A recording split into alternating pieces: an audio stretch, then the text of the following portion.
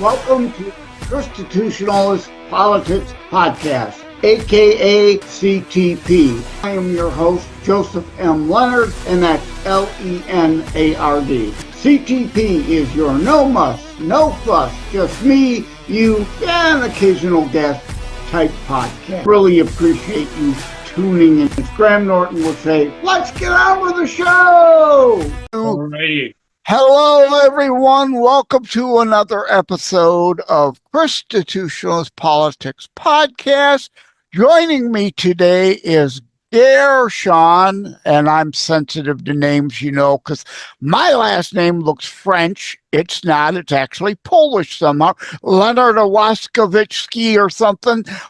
Leonard without an O, it got shortened to. So Gershon, though, Gershon Siegel. Am I getting the last name right at least? Okay, great. And you were joking about your own name. What? Well, Gershon.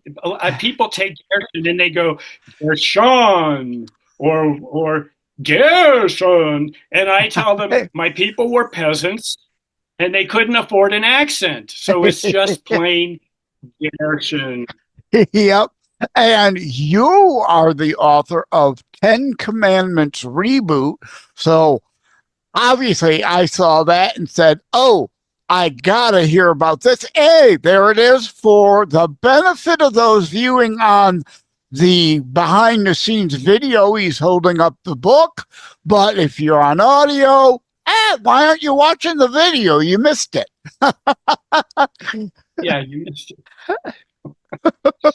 Yeah, I don't. Good to be here. Good to be here, Joseph. Good. I mean, I do get it. Most people listen to a podcast when they're out and about, but I don't get why people from their homes don't then want to watch the video rather than just listen. But, it's the same with Savage Unfiltered I'm on, and I talk to so many other podcasts.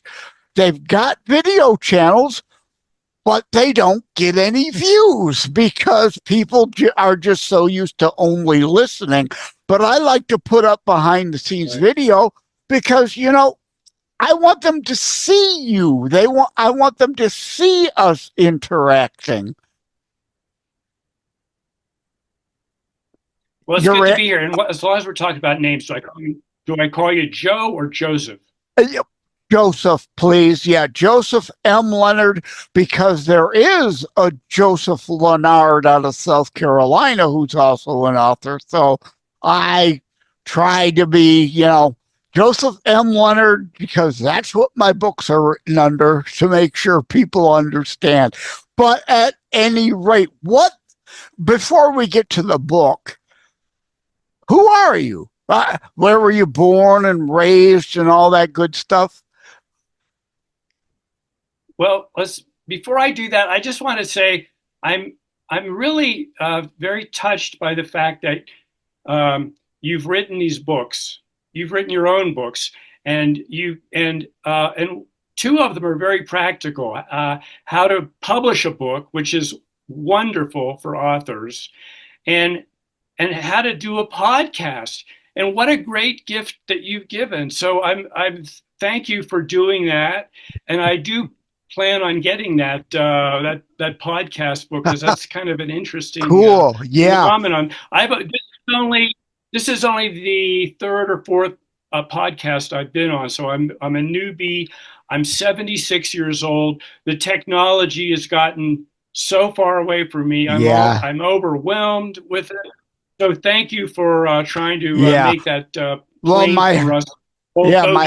My how to write a book and get it published, hints, tips, and techniques is also written more like a novel than a self-help guide, because a lot of people aren't interested in maybe authoring their own book, but they should be curious about how does a book doesn't just get a wave of a magic wand and come into existence. Somebody's got to think it up. How does that happen? How do you write it? How do you publish it? How do you market it? All that stuff needed to be out there because there's a million. How to put your book on Amazon? Well, whoop, whoop-de-doo. I could read the Amazon help files for free for that. Right, right, right. Well, So, yeah. Well, thank you for having me. oh, a great honor to have you. And what inspired the idea of Ten Commandments Reboot? Well,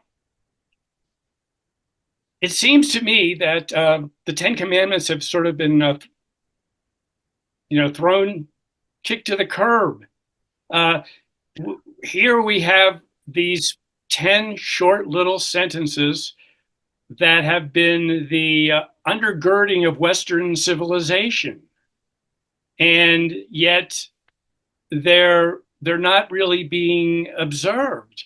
And so I thought if I put them in a different context, made a story up about how they came to be, what God in heaven had in mind.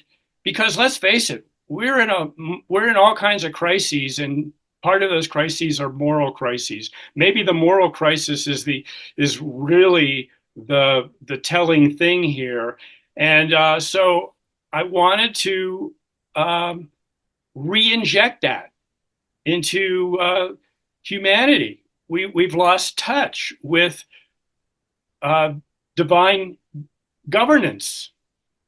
You know, we were given some original instructions, and we seem to be ignoring them. Yeah, and So I like thought it, and like it if I or do it not, in a humorous way, yeah, go on, go yeah, ahead. if I do it in a humorous way, first of all, um, I kind of made Moses the villain, if you Oh, will. interesting. What I what I did was I said this is basically this is an apology from heaven because they had too much of a hands-off policy for humanity, and they're taking some responsibility as to heaven why humanity has gone so far off the rails and why we're in this place now where we're staring into an abyss and what's going to happen. So I thought, well, okay, let's first of all, commandments. Who likes to be commanded? I don't like to be commanded.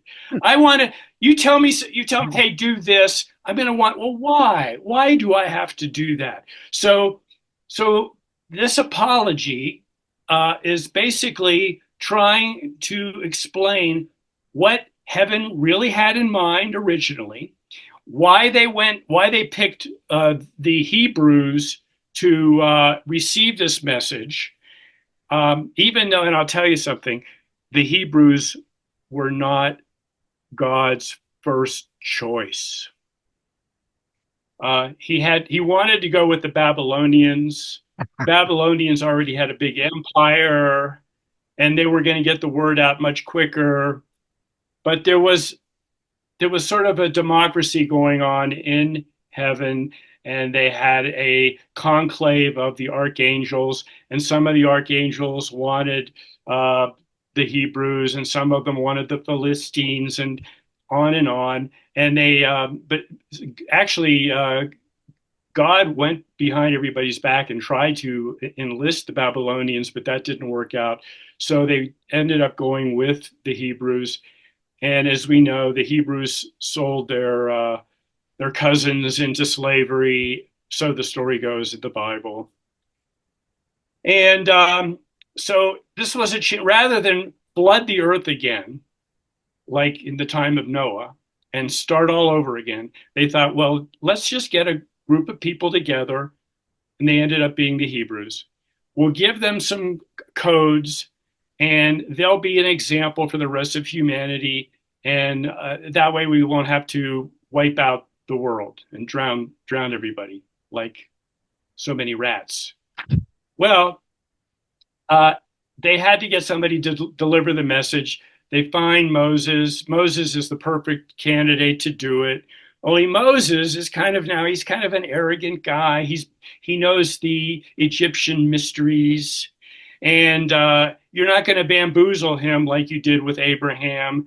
So so Moses wants to be the most famous person that ever lived, and he wants final editorial decisions on these suggestions from heaven. Well, God was not very good at negotiation. He wanted Moses to do it, so he lets Moses be the final editor. Because first of all, there were not just 10, there were 15 original suggestions from heaven. And each one was about 1,000 words long. They obviously weren't going to fit on a little tiny stone tablet. But this is what they got. And Moses eliminated 5 of the original suggestions and also said, I'm not going to call them suggestions. I'm going to call them commandments. The Israelites need to be told what to do. They've been slaves for 7 generations, and they just need some straight out, this is how you do it. So that was at Moses' insistence. And Mel Brooks in The History of the World or whatever movie does a great tongue-in-cheek. I have your 15 commandments and drops one. I have your 10. So 10 commandments. We as Christians, we got to keep a sense of humor. I'm so glad you're saying that. And that is actually mentioned. I do reference Mel Brooks in the book. Anyway, and the other thing is, like it or not, even non-Judeo-Christian formed nations based most of our laws on the Judeo-Christian ethos Bible.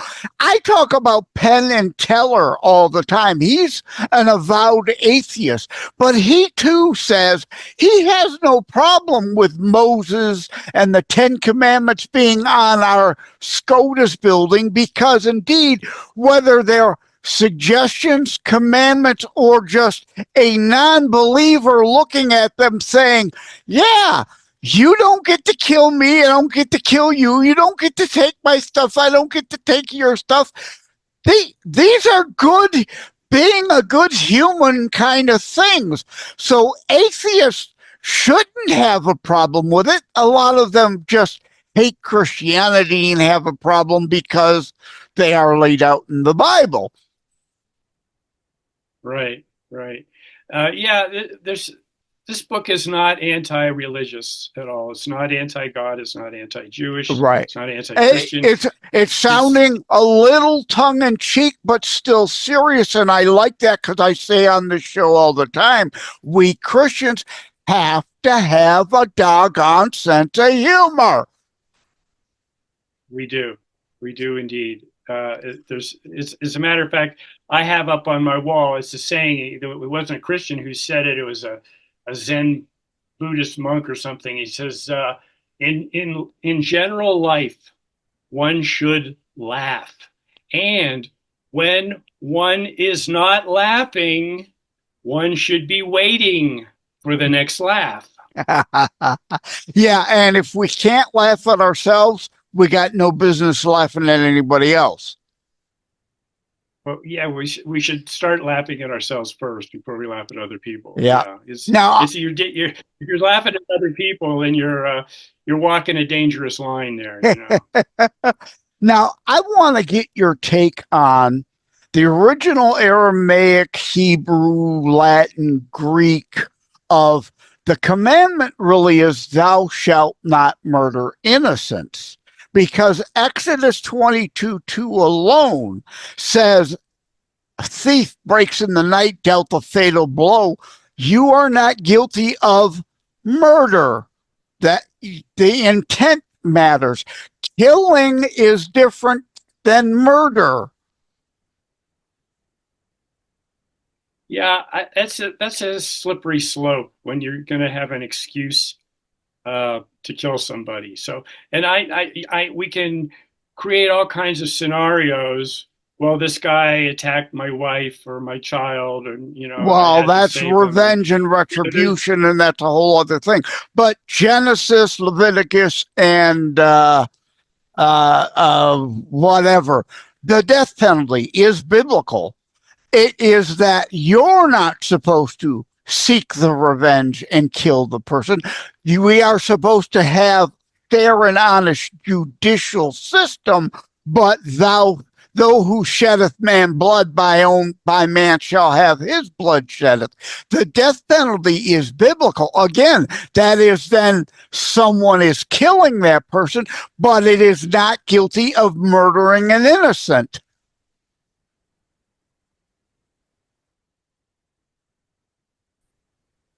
Well, I don't want to be the executioner. That much I can tell you.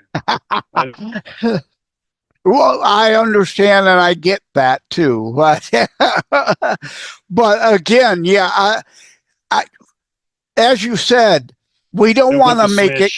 We don't want to make right. We don't want to make excuse. Having connectivity issues again, like I did an hour ago with another recording. But yeah, we don't want to make excuses and that, okay, well, you can kill as long as you claim such and such. I'm not saying that, right? Some is forgivable. It's still a bad thing and to be avoided, but there are, right, self-defense is forgivable.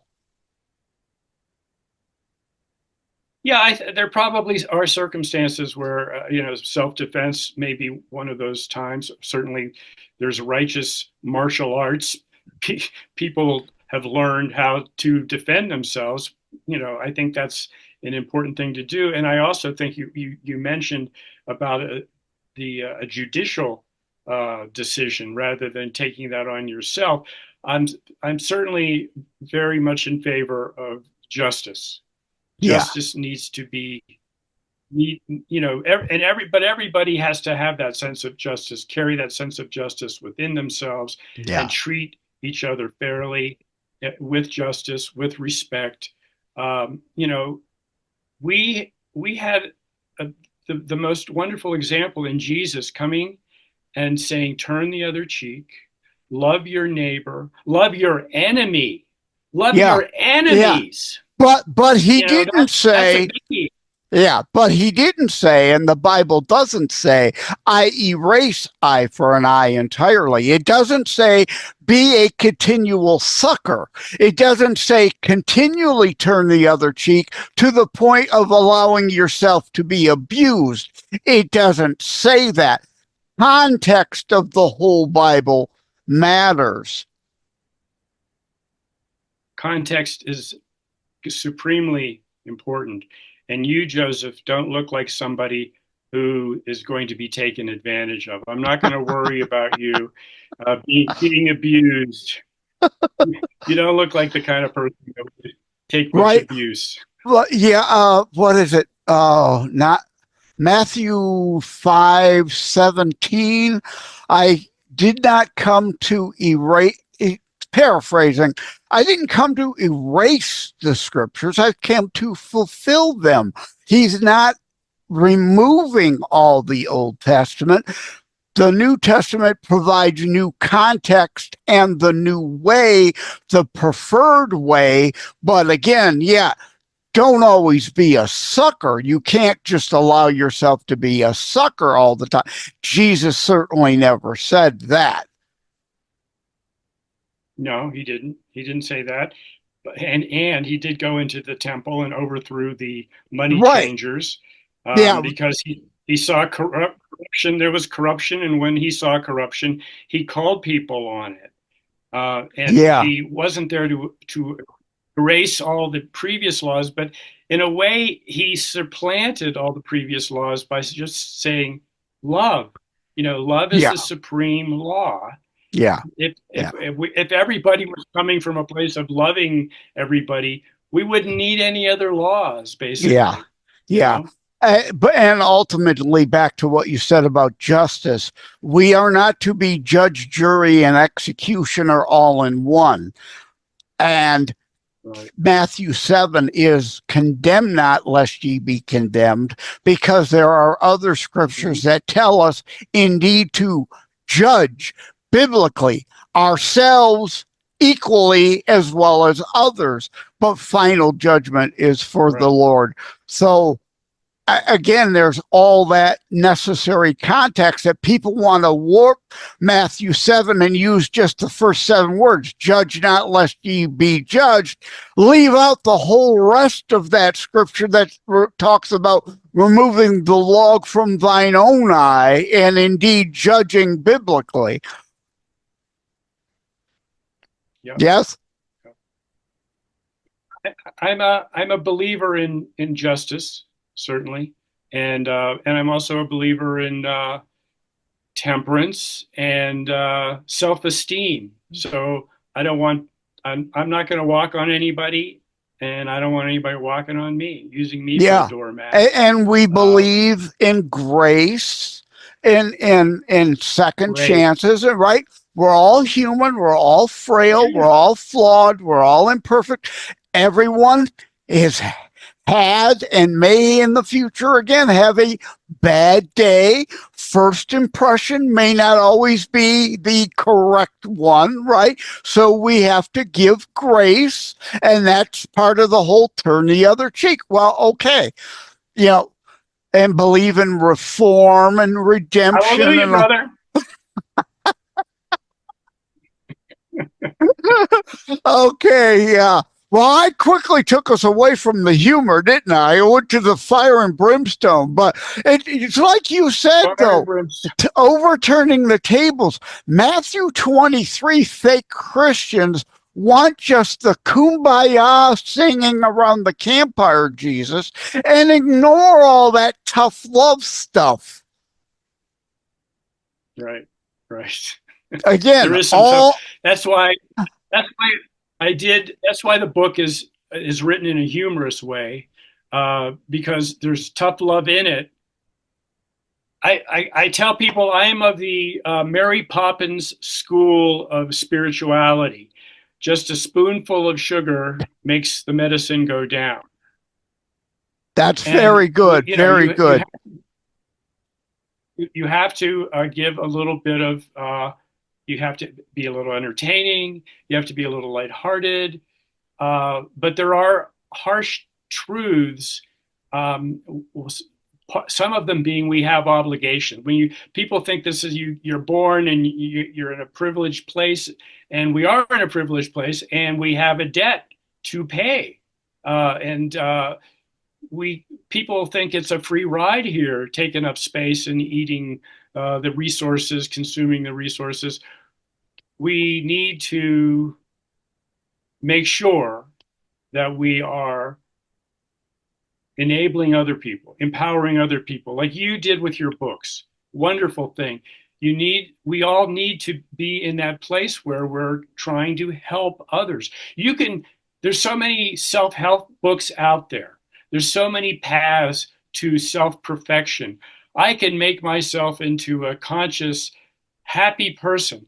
But if somebody's not benefiting from all the work that I've done on myself, then all that work that I've done on myself is for nothing. We're here to serve each other.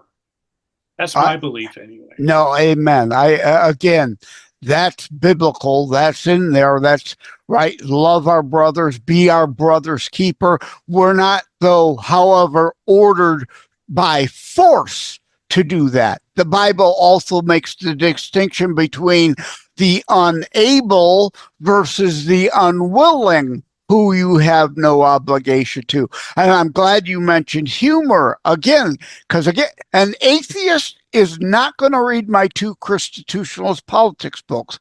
It's too serious for them.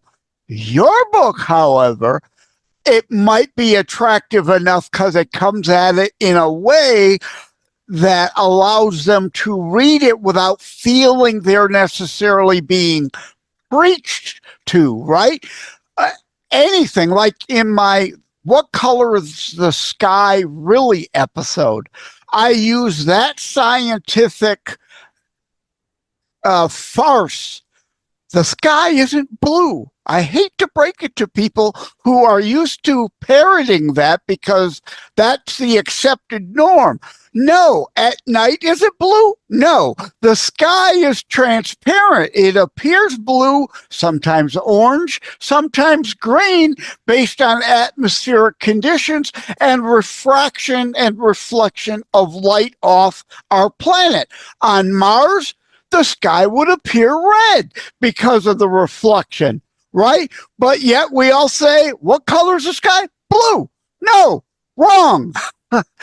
And if you can reach people somewhat tongue in cheek like I do through that to get them to recognize, oh, wait a minute, you're right. I didn't really think that through, then maybe they'll wake up to the fact, well, what else hadn't I thought through? But again, anything through humor gets past some people's facade and defenses. Right. Right. And yeah, humor is just, well, we would be in sad shape, wouldn't we, if we couldn't laugh, if we didn't have humor. I mean, even the kings of old, they had their gestures. They knew that that was an essential element. So I'm kind of a modern day gangster. And of course, those who hate Christianity accuse us all of having no sense of humor. We're always all uptight and preachy all the time. And that, of course, is not true. Proof in the pudding is this show. Yeah. I'm glad to see that you're such a jocular guy. I was a little nervous, frankly. Oh, were you? Yeah, well, it's a very serious title. And yeah, I trademark constitutionalist because left, right, liberal, conservative, all those put people immediately on connotative defense, right? They have in their mind, oh, liberal, you must be this. Oh, conservative, you. So I invented constitutionalist. You're either a Christian or you're not. You either understand the context of the Bible or you don't. And unfortunately, there are a lot of Matthew 23s, again, just want the hippie version of Jesus and ignore all the commandments kind of parts, the tough love. They don't want to be bothered with that.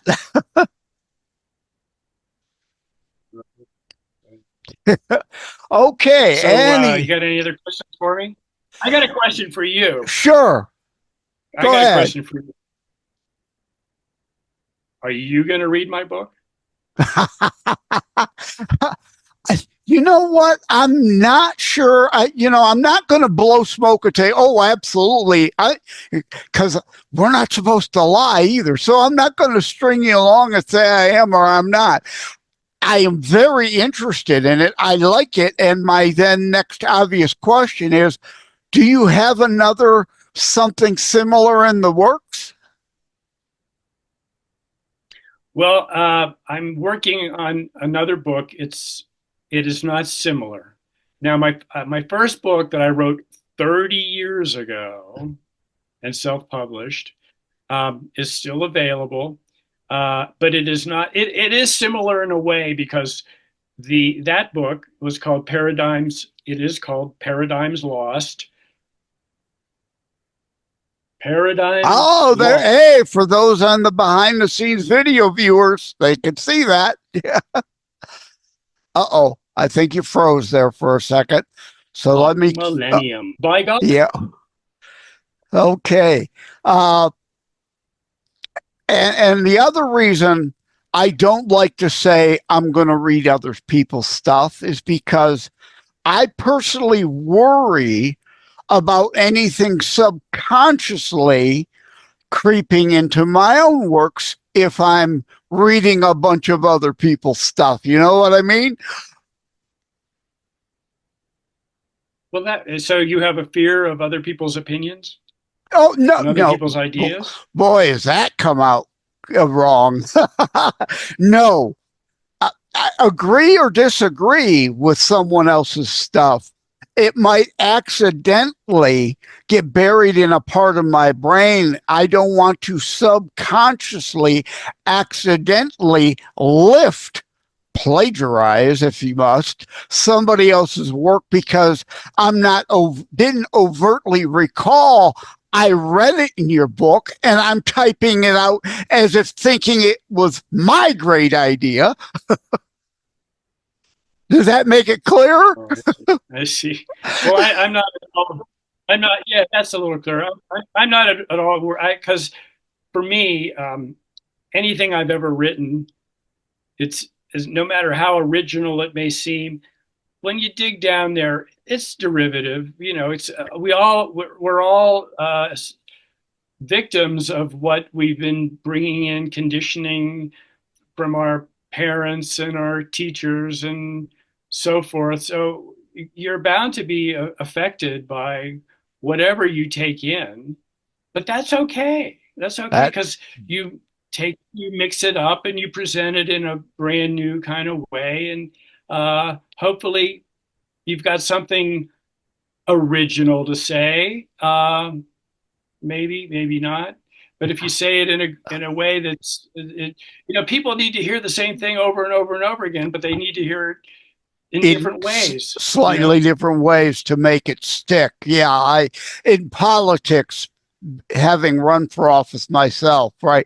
It's the touch 7 times. For office. Yeah, a couple times. Touch God the bless audience. You. God bless you. Well, I put my money where my mouth is, unlike a whole lot of other people that don't, right? Touch people 7 times, in 7 slightly different ways. A mailer, a TV ad, a radio ad, saying slightly different ways of the same thing as you're saying, so that your presence is enough then that it sticks. That's kind of what you're saying. The repetition matters. Yep. Do you have a website people could visit? Yes, it is Gershon Siegel.com. Simple enough. I wrote it down to make sure when I edit the episode, I'll put it on the screen for all to see, looking on the few that bother to view the behind the scenes videos. Most people listen across the 25 plus audio platforms this show airs on, including Spotify and iHeart and all that. So I didn't say your name enough. Normally I like to repeat the name again, that touch 7 times to get it to stick. Thank you, Gershon, spelled Gershon, Siegel, and again, GershonSiegel.com. If you can't remember it or whatever, come back and look at the video. It'll be on the display. Thank you for joining me today. Right. Take care. God bless. Thank you for having me, Joseph. That was very sweet of you to extend an invitation. I'm very grateful. Thank you for having tuned in for Constitutionalist Politics Show. If you haven't already, please check out my primary internationally available book, Terror Strikes, coming soon to a city near you. Available anywhere books are sold. If you have locally run bookstores still near you, they can order it for you. And let me remind, over time, the fancy high production items will come. But for now, for starters, it's just you as a very appreciated listener by me. All substance, no fluff, just straight to key discussion points. A show that looks at a variety of topics, mostly politics, through a Christian U.S. constitutionalist lens. So again, thank you from the bottom of my heart. Take care. God bless. Like and subscribe to Constitutionalist Politics Podcast and share episodes. We need your help.